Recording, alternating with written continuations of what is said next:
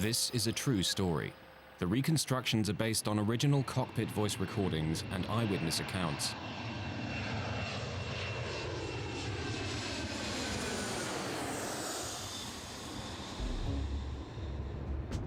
Modern airliners are among the most complex and reliable machines in common use. But occasionally, delays in fixing a known problem have led to catastrophe. This is the story of one of the most terrifying and tragically avoidable accidents in recent history.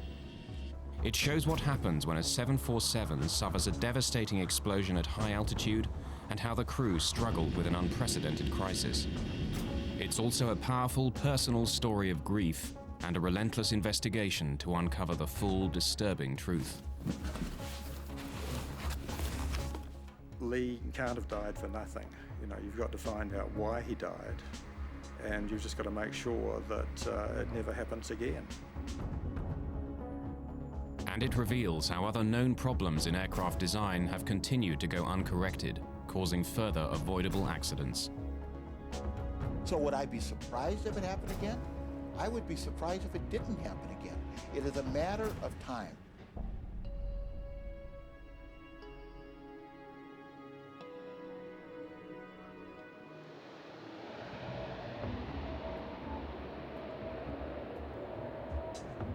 One of the most shocking cases of a known design flaw being ignored for years finally took its toll on the United Airlines 747, bound from Honolulu to Auckland, New Zealand.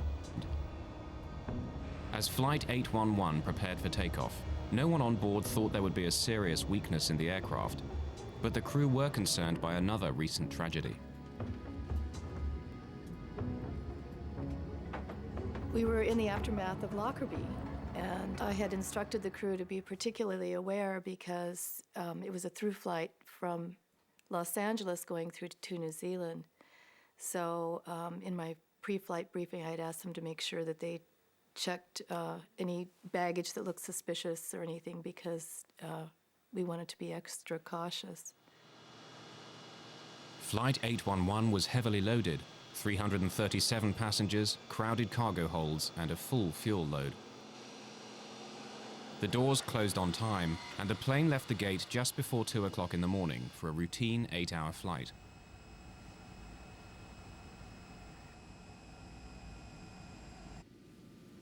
Well, we were going to New Zealand on vacation, someplace that we had really thought was interesting, and somebody had told us how beautiful it was, so this was kind of a dream come true.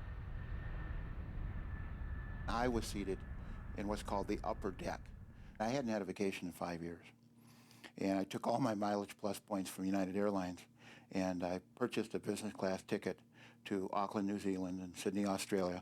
I was going to finally make that dream vacation I'd always wanted, to get to Australia and lay on a beach somewhere and forget about airplanes, forget about accidents, and get this out of my mind for a while.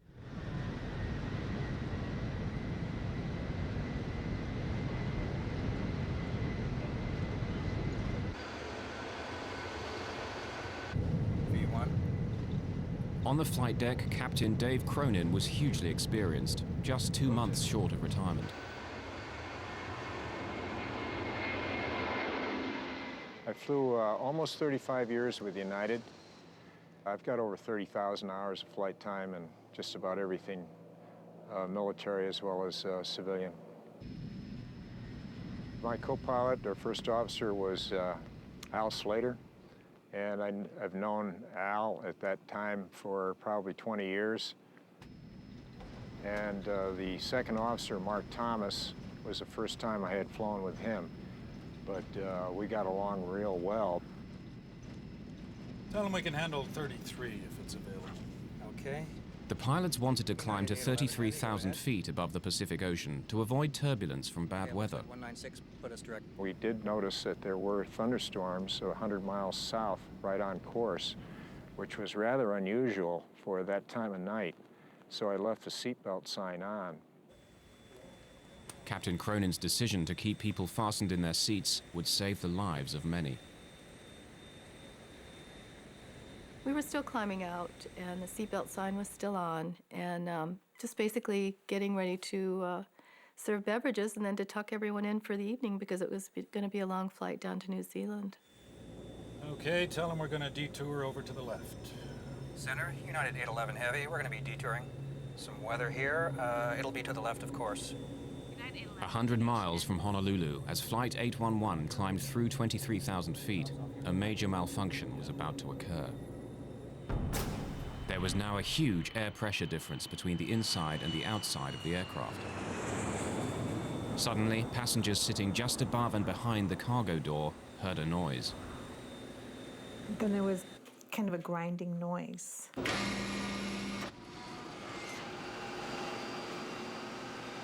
I heard like a thud. The hell? In the next nanosecond, it was pure, unadulterated pandemonium.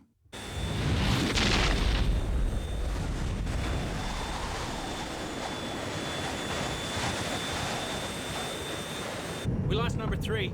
Going down. It looks like we've lost number 3 engine and we're descending rapidly. Coming back.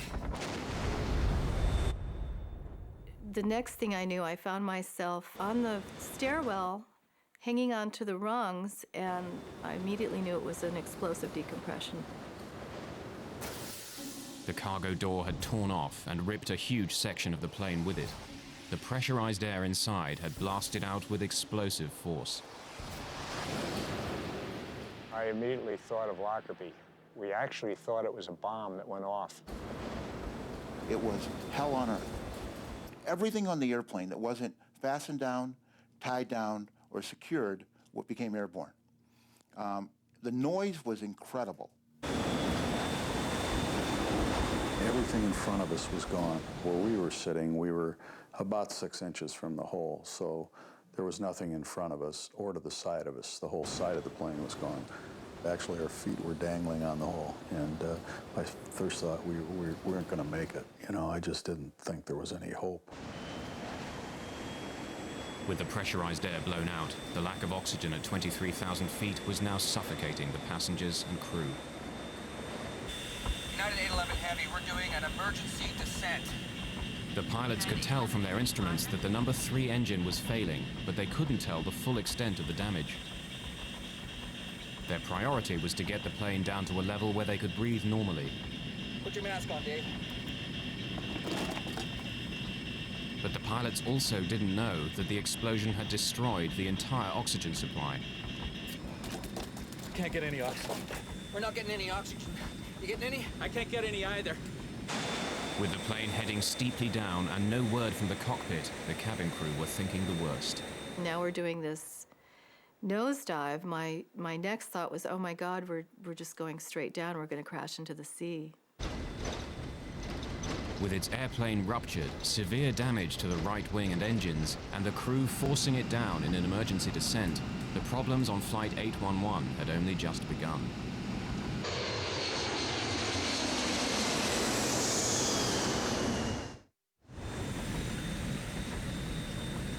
Two minutes after the explosive decompression, Flight 811 was passing rapidly through 15,000 feet to reach breathable air.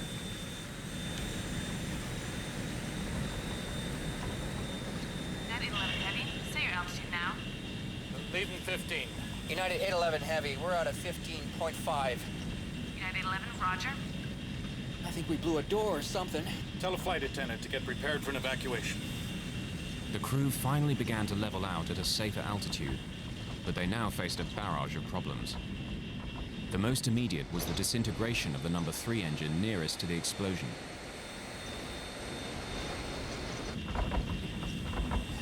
We don't have any fire indications? I don't have anything. Okay, we lost number 3. Let's shut it down. There's no M1. Yeah, okay.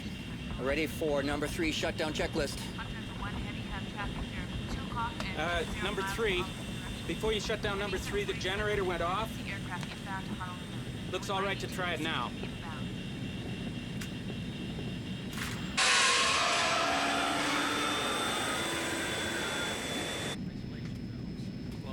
Well, let's stop the vibration anyway.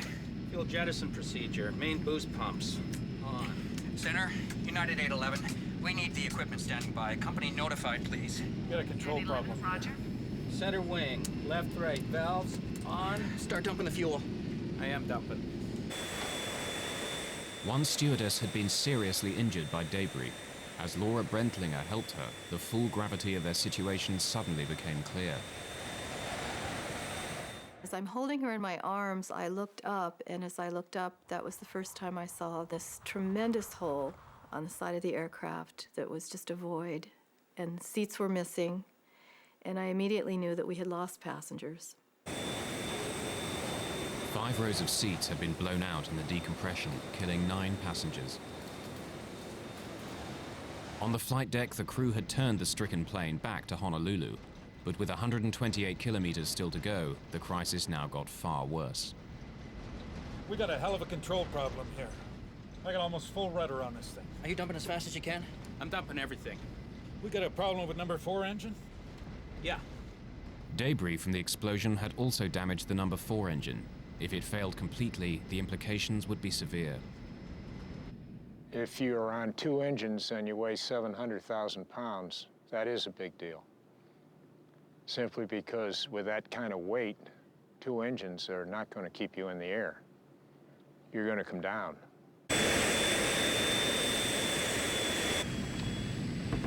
Can you maintain 240? Yeah, just barely. We're losing altitude. I know it. Center, United 811 Heavy. Do you have a fix on us? Affirmative, sir. I have you on radar. Okay, we've lost engine number 3, and we don't have full power on engine number 4. We can't hold altitude right now. We're dumping fuel, so... United 811 Heavy, roger. I show you 60 miles south of Honolulu at this time.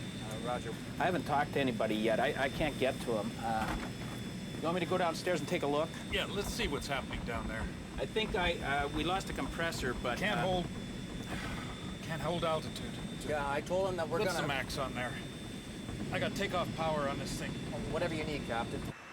Although their number 4 engine was failing, the pilots pushed it along with the remaining engines to full power, a setting they shouldn't be run at for more than 2 minutes. But the nearest land was 15 minutes away. I look out the window on the right-hand side, and I see flames, big flames. And I know what flames in the engine means. It's not good. The pilots were unaware the number 4 engine was now on fire. You got 250 knots now, that's good. 7,000... Yeah, we're getting more rumble. Watch your heading, watch your heading. You want to go direct Honolulu. Okay, I'm going to go downstairs and see what the hell is going on. Yeah. Go ahead and run down and see what's happening. I saw the flight engineer descend down the stairwell. And when I saw him, my relief was, oh my God, they're alive. And there was a huge sense of relief for me. He saw the hole, turned as white as a sheet, and I screamed to him, dear God, please get us down.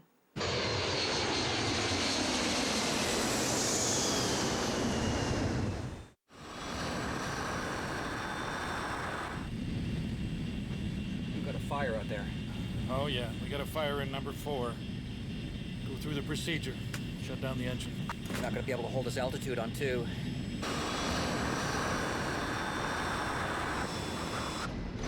We got a fire on the right side. We're on 2 engines now. The whole right side, it's just gone from about the one right back to it's just open. You're just looking outside. What do you mean? It looks like a bomb. Fuselage? Yeah, the fuselage, it's just open. Okay, it looks like we got a bomb that went off on the right side. The whole right side is gone. Yeah, from about the one right back to, Anybody? some people are probably gone. I don't know. I knew that we had lost people. I didn't know how many. In fact, I didn't know until the next day how many were lost. But, you know, it's a terrible thing when you're a captain of an airplane and you lose passengers.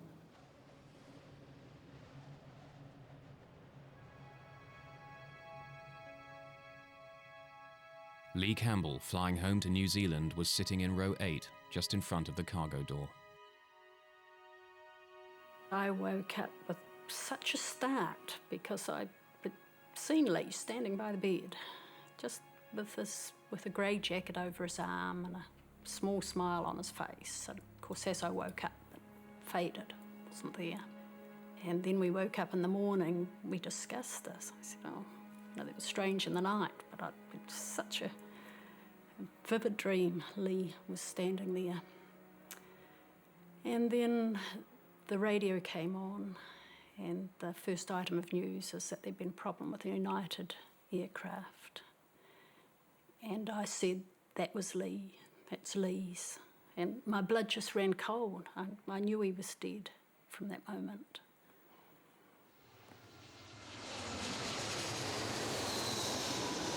Center, do you read? We evidently had a bomb or something. A big section of the right side of the airplane is missing. 9811 Heavy, roger. I wouldn't go any faster than I had to because that whole... I mean, I wouldn't get it over 250 knots because that's a big... Okay, what's our stall speed?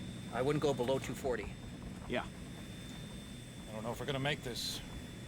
We didn't know that we were going to make it back. So we were actually preparing to ditch that airplane at night in the Pacific Ocean, which has never been done before. In the cabin, the crew prepared for the worst. My training kicked in and got up from my jump seat and started instructing the crew. We have to prepare the cabin. We have to, prepare for a ditching, which I thought was inevitable. You're running around getting life vests on, and I do remember thinking, I'm not sure this is going to matter, because when we hit the water, I just imagine the plane's going to split apart. I knew that if we hit the water, it'd be tantamount to hitting the ground, and there would be very few, if any, survivors. So my mind went to the things that meant something to me, and at that point in my life, it was my son. Believing they were going to die, one passenger took these photographs in the hope that they'd be found in the wreckage and give clues to the cause of the crash. For 15 minutes, the plane steadily lost altitude. Then at 4,000 feet, the first glimmer of hope. After an imponderable time, I remember one of the passengers began to point out one of the windows on the right side. And everybody looked. And we looked through this little window from wherever we were, and we could see a point of light, and another point of light, and another point. And pretty soon, you could make out a coastline. Okay, I got lights over here. Okay. Okay, we're at 4. We're 21 miles out. We're in good shape. But the danger was far from over. At Honolulu Airport, an emergency was declared. All other aircraft were diverted, and the rescue services prepared for the crash landing of a fully loaded airliner. Hey, you want to give me some speeds? Yeah, 150 is going to be your 2-engine. Use a 160. Souls on board if you have it. Okay, souls on board. 160 is the minimum. Stand by, United 811 Heavy. I don't know how many's on board. 200 and... I don't have the paperwork in front of me here. We're too busy right now. 200 and something. 6 minutes from the airport, the crew now had to slow the overweight plane for landing, but the effect of this was unknown. What's going to happen when I start coming out with flaps and landing gear? We're either going to land on the airport, in the water, or downtown Honolulu. Okay, we'll try 10. Okay, inboards are coming to 10. How do the controls feel? All right so far. But the flaps were damaged and couldn't fully extend. This meant that Flight 811 would have to land dangerously fast. You have 811 Heavy. Do you have the airport in sight? It's over here to the right, Captain. Okay.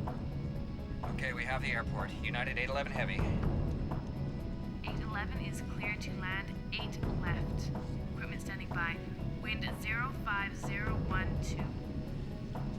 clear to land. 8 left, United 811 Heavy. As the unstable 747 lined up for landing, the pilots knew they would only have one chance. But even if they got it on the runway, the nagging question remained, would the stress of impact cause the damaged and overweight aircraft to disintegrate? We still had no idea how far off the ground we were, if we were going to make it to Honolulu or not. But that seemed like an appropriate time. If we were somewhere around land, that we're probably going to try and land somewhere to get the passengers in their brace positions. So that's when we started yelling for them to get down in their brace positions.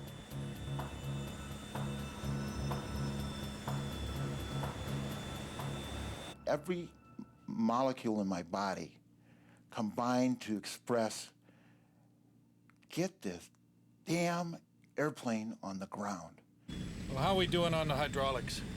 Hydraulics are good. You got brakes? Normal hydraulics. So we got brakes, but you're only going to have reversing on 1 and 2. Though I thought maybe there was a chance that we were going to actually be able to attempt to land, the thought came to my mind, what happens now? Do we, on impact, do we explode? Do we fall out this huge hole? Despite dumping fuel, the aircraft was still critically overweight. But without full flaps to keep it in the air, it had to approach fast. 1,000 down. The danger was that the undercarriage could shear off and the plane break up. 1.5 high. 190. 185. A little slow, Dave. It's below what we want.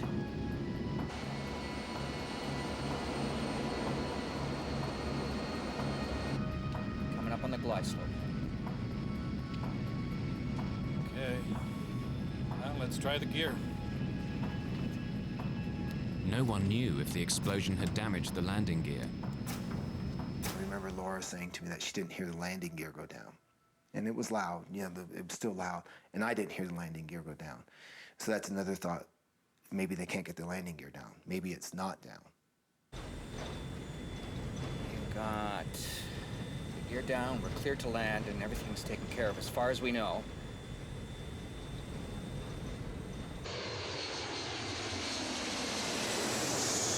$200. 195. Half a dot high. Looking good. 192. 195. Coming off on the power. 100 feet.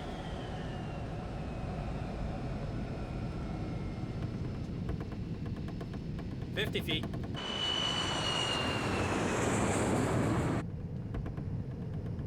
Center the trim. Center the trim. 30. 10. 0. We're on.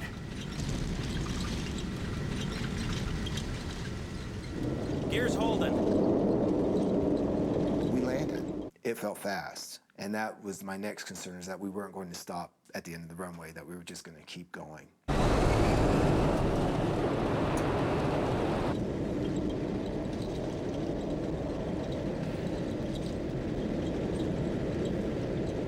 And all of a sudden, we were slowing down, and I said, "Oh my God, we've landed. We're on ground." And the people started applauding.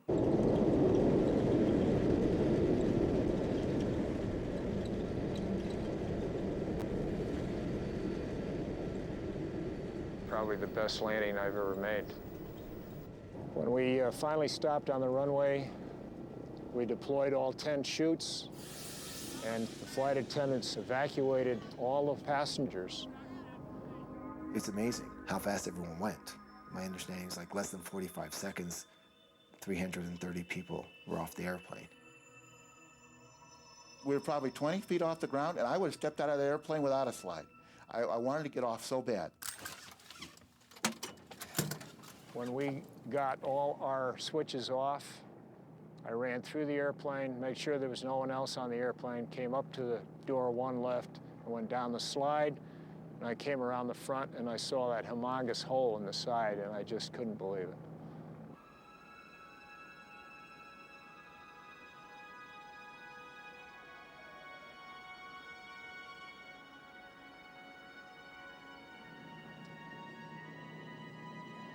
By the grace of God, we made it, and it was an awesome experience. I would never want to go through that again.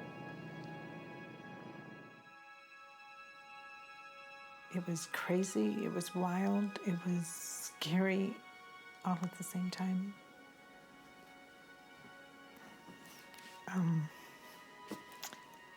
I just thought that that was the end, that we were going to die. I mean, that was my first thought, that this is the end.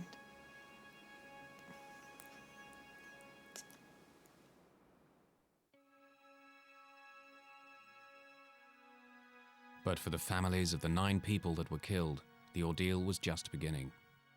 Kevin and Susan Campbell's son, Lee, had been flying home.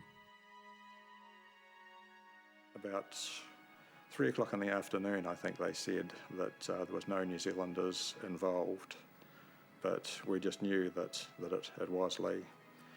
And then about, I suppose, a quarter of an hour later, we got a phone call from Chicago, and they just said that they regret to inform us that our son was missing, presumed dead.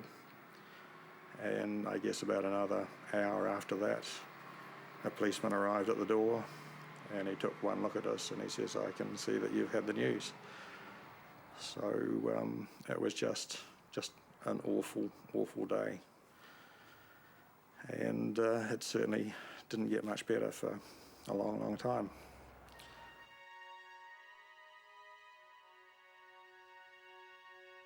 Although Lee's body had not been recovered, the Campbells flew straight to the wrecked aircraft in Honolulu.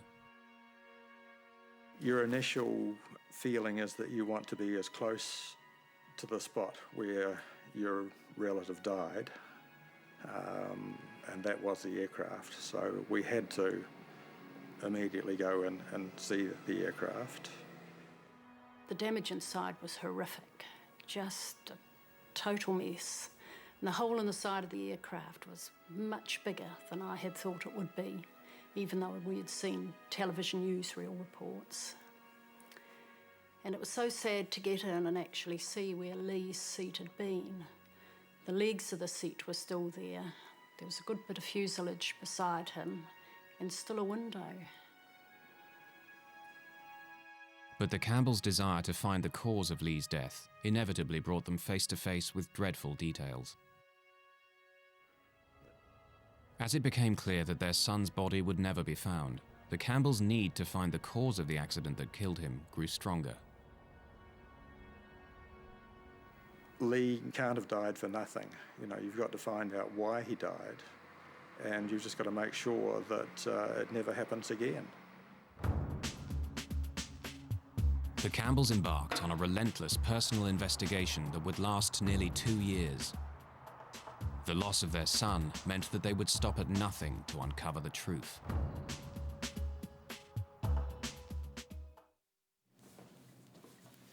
The engines number 3 and 4. 2 months after the accident on Flight 811, when the National Transportation Safety Board held preliminary hearings, the Campbells made sure they were there. But they soon grew frustrated. The NTSB wouldn't complete its report for months. So the Campbells took matters into their own hands. We certainly weren't going to leave it to the NTSB to come up with the findings. We were going to follow through. And when the hearings ended, they had said that we could take whatever we wanted off the press table. And Susan walked up to the top table and yelled out, "There's a really good setup here." So grabbed a box and loaded in all of the documents that we could find up there. Kevin's the most honest of people I know, but here he was taking something that we hadn't specifically been told we could take. And we're heading out the door just as the NTSB were arriving back in with the trolley to pick up all their documents. So we were out the door and into a taxi and gone.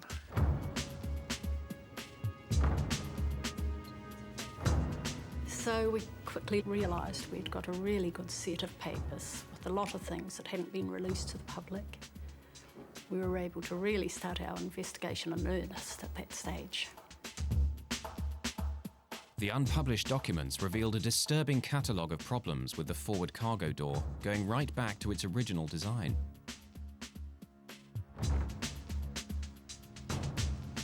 Instead of a plugged door that gets jammed into its frame as the aircraft pressurizes, Boeing opted for an outward opening door.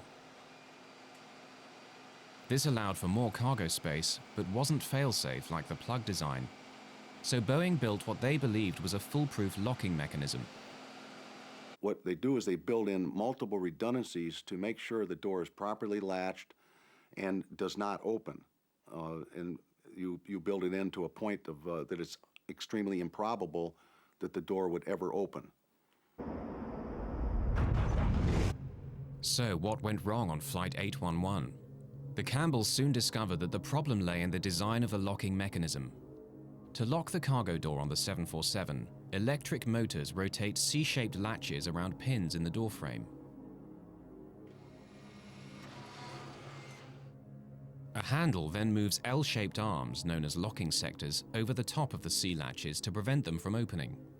But as early as 1975, problems were found with the locking sectors. Kevin Campbell, an experienced engineer, built a model to show a weakness in the Boeing design. Initially, the locking sectors were made in aluminium, and in 1975, Boeing realised that they weren't strong enough, and they actually doubled up the aluminium to make it double thickness.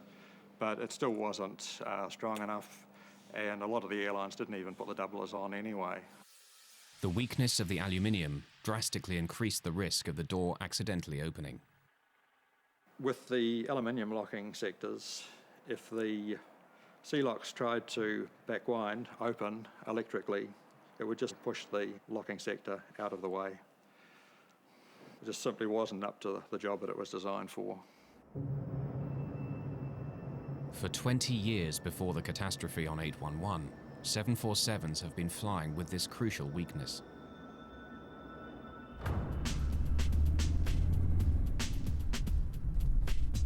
The Campbells wondered what else remained to be revealed.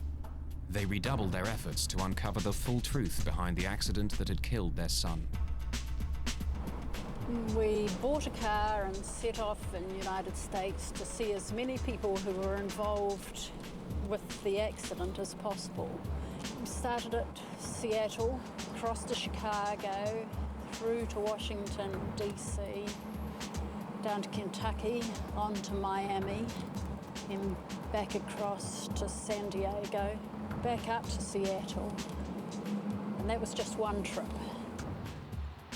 The Campbells soon found that a shockingly similar incident to Flight 811 had given clear warnings of the danger in the cargo door.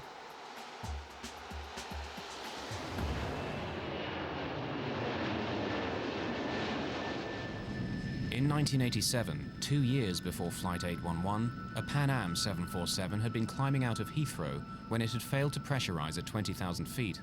The pilots had to turn back.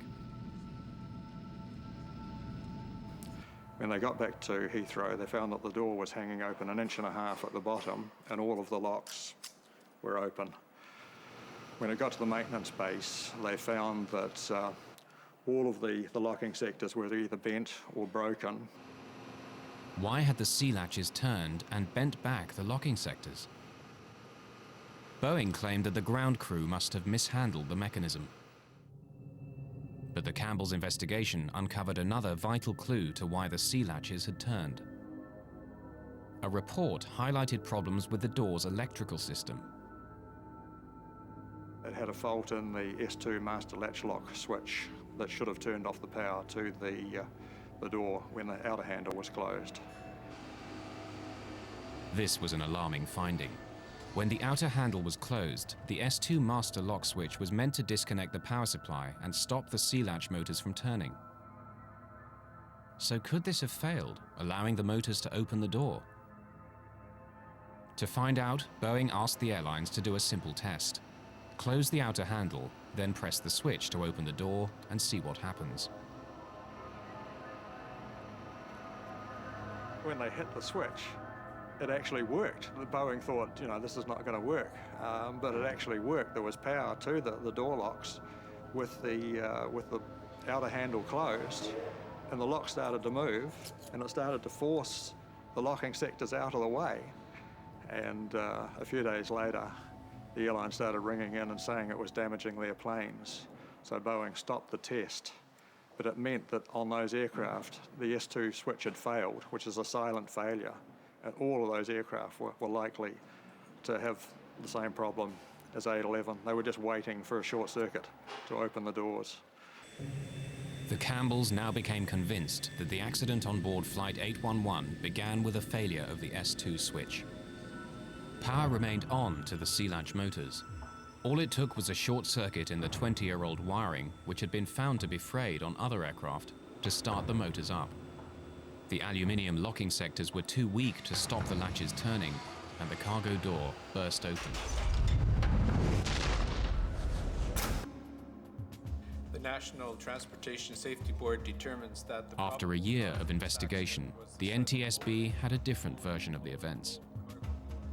The Campbells were in for a shock.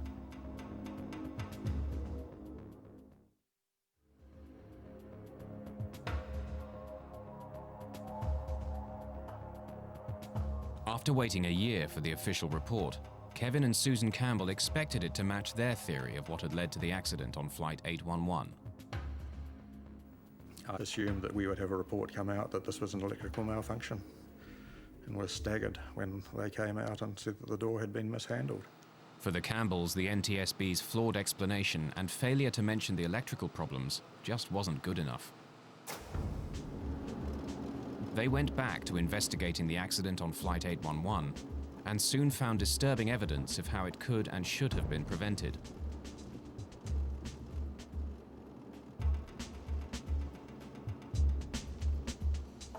After the Pan Am incident in 1987, it turned out that Boeing had issued a directive to the airlines on how to correct the weak aluminium locking sectors.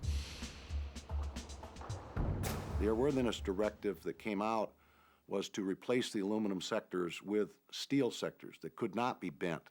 And there were some some interim requirements for inspections to be performed until what they call terminating action, the steel sectors were installed. The fix was cheap and simple, but getting it done was not. The actual cost of the modification, changing these locking sectors to steel, was $2,000 per aircraft.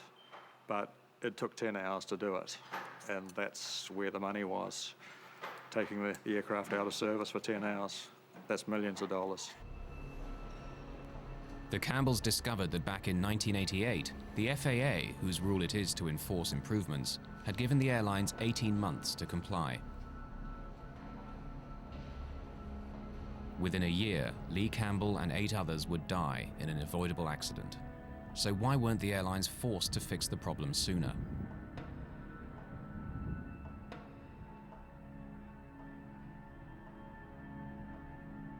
If these airplanes, these large commercial airplanes, are grounded, it's an economic disaster. So what they do is they lobby in the regulatory agency in the United States, it's the FAA, to allow them to do the fixes over time when the airplanes are in for normal maintenance. And that way, they're not taken out of service.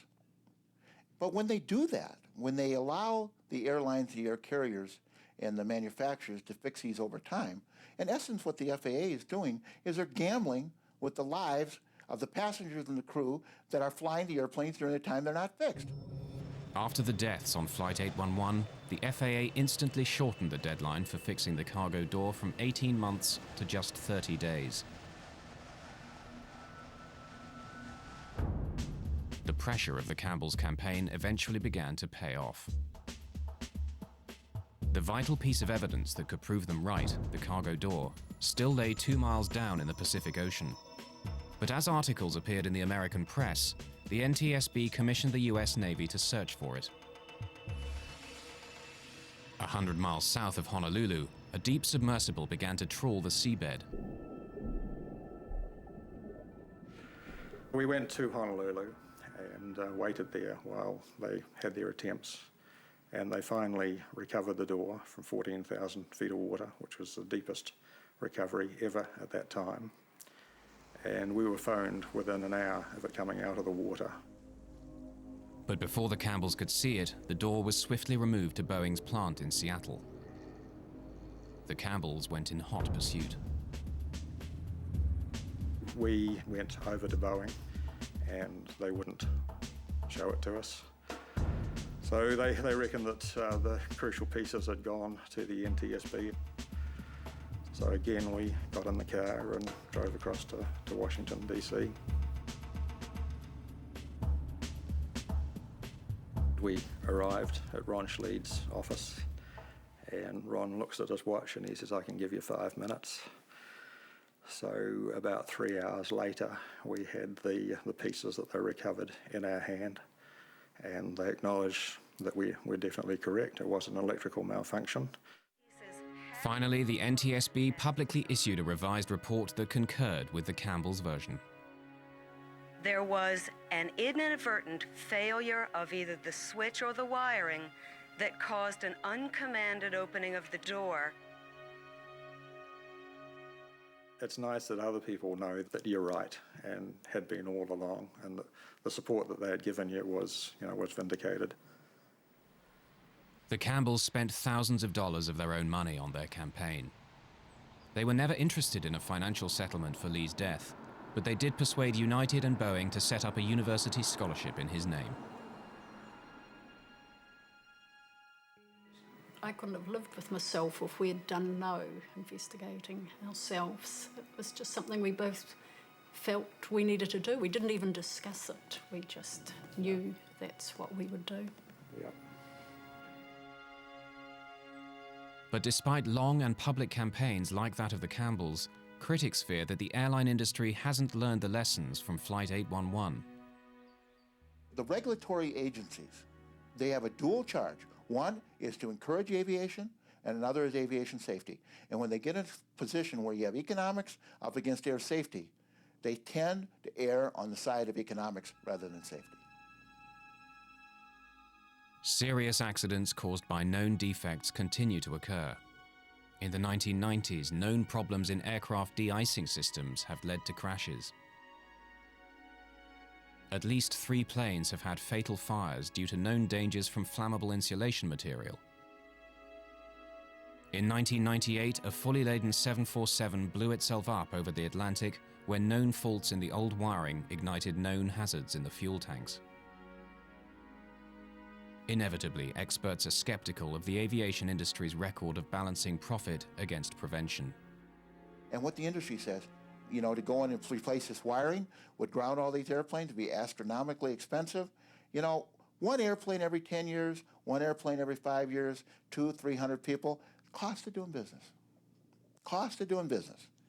And that's a great economic analysis, and unless your mother or your child is on board one of these airplanes that happens to pay the price for their economic satisfaction.